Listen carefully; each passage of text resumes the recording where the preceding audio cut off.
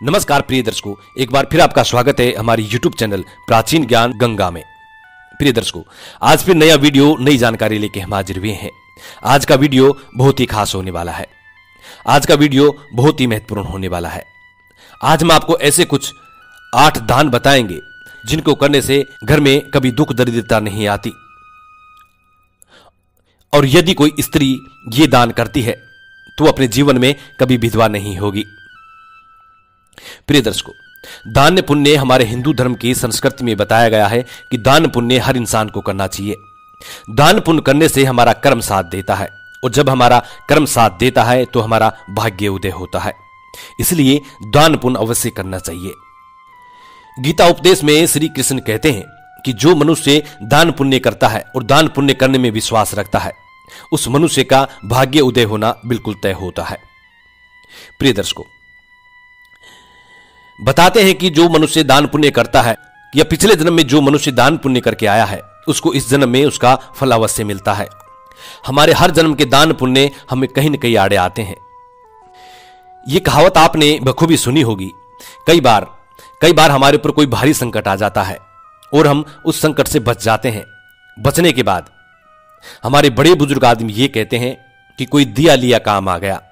यही कहते हैं कि कोई दिया लिया काम आ गया, वरना आज बचने की कोई आशा नहीं थी। प्रिय दर्शकों, ये बिल्कुल सत्य है। हम जो दान पुण्य करते हैं कहीं न कहीं वो हमारे जरूर काम आता है, और दान पुण्य से हमारा भाग्य उदय होता है।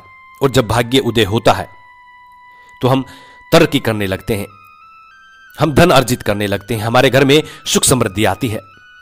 इसलिए दान पुण्य अवश्य करें। हम आपको बताएंगे कि ऐसे 9 दान आपको कौन से करने हैं। इससे पहले जो लोग हमसे नए जुड़े वो हमारे चैनल को सब्सक्राइब करें, अच्छे कमेंट करें, बेल आइकन ऑन करना ना भूलें, ताकि हर आने वाली वीडियो का नोटिफिकेशन सबसे पहले आपको मिले और आप उसका फायदा उठा सकें। प्रिय दर्शकों, हमारी बताई गई जानकारी बिल्कुल सही और सटीक होती है। हम जो भी जानकारी बताते हैं पुराने ऋषि मुनि और पुराने ग्रंथों से प्रमाणित होती है। हमारी बताई गई जानकारी से यदि किसी भी एक भी इंसान का भला होता है तो प्रिय दर्शकों, हमारा जीवन भी सार्थक होता है। हम भी अपने आप को कृतार्थ समझते हैं। गीता में श्री कृष्ण कहते हैं, यदि आपके द्वार पे कोई भिक्षुक आता है तो भिक्षुक कभी खाली नहीं जाना चाहिए। प्रिय दर्शकों, आज के जमाने में लोग भिक्षुक को धुतकार के भगा देते हैं और ये कहते हैं कि हट्टा कट्टा है, कमा के क्यों नहीं खाता। प्रिय दर्शकों, वो उनका कर्म है कि वो भिक्षा मांग के खाते हैं। ऐसी कोई बात नहीं है कि वो लोग कुछ काम धंधा नहीं करते। काम धंधा भी करते हैं, बिजनेस भी करते हैं, लेकिन वो अपनी परंपरा को नहीं छोड़ते।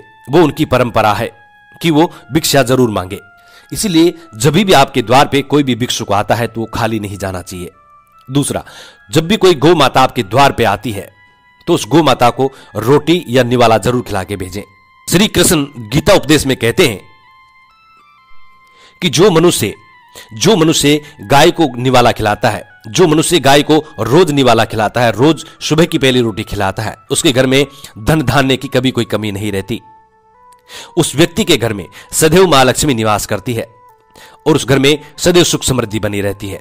इसलिए द्वार पे आई गौ माता को जरूर एक रोटी खिलाएं। यदि आपके द्वार पे भी गौ माता नहीं आती है तो भी आप कहीं से ढूंढ करके गौ माता को एक रोटी जरूर खिलाएं। प्रिय दर्शकों, ऐसा करने से आपके घर में सभी नकारात्मक ऊर्जाओं का नाश होता है और आपके घर में सुख समृद्धि आती है।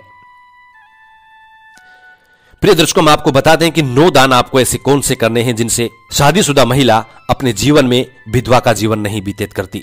शादीशुदा महिला कभी विधवा नहीं होती। सबसे पहला दान, तिलों का दान।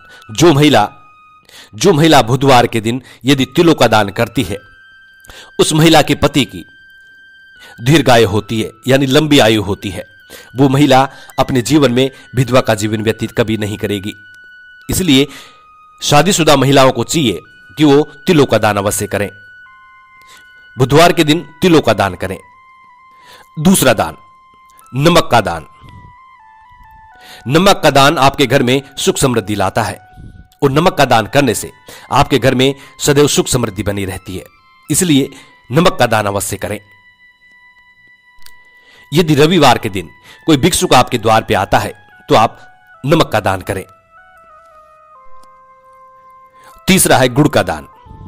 गुड़ का दान आपके रिश्तों में मिठास लाता है, इसलिए गुड़ का दान अवश्य करें। गुड़ का दान करने वाले व्यक्ति के घर में कभी भी कोई लड़ाई झगड़ा नहीं होता। पति पत्नी में सदैव प्रेम उत्पन्न होता है। घर परिवार में हमेशा खुशी रहती है। कभी भी उनके घर में कलह उत्पन्न नहीं होता, लड़ाई झगड़े नहीं होते। इसलिए गुड़ का दान भी अवश्य करें। चौथा दान, वस्त्र दान। जो महिला अपने हाथों से वस्त्र दान करती है, उसके घर में दुख पीड़ा का अंत होता है। कभी उस घर में कोई बीमारी नहीं आती। उस घर में रहने वाले सभी लोग निरोगी रहते हैं। उनके ऊपर कभी कोई बीमारी नहीं होती।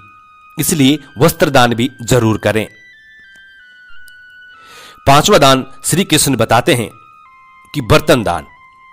यदि जो महिला या जो पुरुष बर्तन दान करता है, उस घर में कभी झगड़ा नहीं होता, क्योंकि झगड़े की जड़ बर्तन होते हैं। एक घर में यदि 5 बर्तन होते हैं तो भड़बड़ाते हैं। इसलिए बर्तन दान बहुत जरूरी है। घर में सुख शांति पाने के लिए, सुख समृद्धि पाने के लिए बर्तन दान जरूर करें। और जिस घर में झगड़ा होता है, जिस घर में रात दिन कलह उत्पन्न होता है, उस घर में मां लक्ष्मी निवास नहीं करती।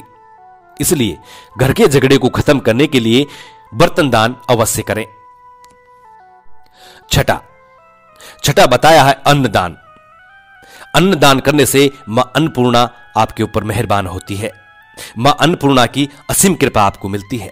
आपके घर में सदैव धन धान्य की कभी कोई कमी नहीं रहेगी। इसलिए अन्नदान भी अवश्य करें। भूखे को भोजन खिलाना यह भी सबसे बड़ा दान है। इसलिए अन्नदान हमेशा करता रहना चाहिए। 7वां दान श्री कृष्ण कहते हैं कि पैसा दान कभी भूल कर भी ना करना चाहिए। जो लोग पैसों का दान करते हैं, पैसों का दान कभी ना करें, क्योंकि यदि आप पैसों का दान करते हैं तो सामने वाला बंदा आपके पैसों का गलत उपयोग करता है। वो मांस मदिरा का सेवन करेगा और भी कुछ गलत कर सकता है। इसलिए पैसा दान ना करें। यदि भिक्षुक भूखा है तो उसको बिठा के भोजन खिलाए, लेकिन पैसा दान ना करें। 8वां दान श्री कृष्ण कहते हैं कि दूध का दान कभी भी भूल कर ना करें।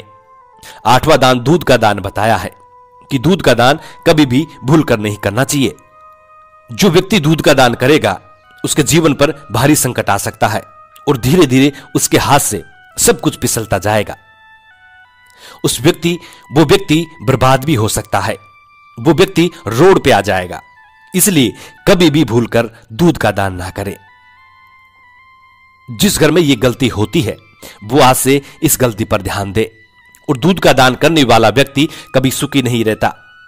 उसके हाथ से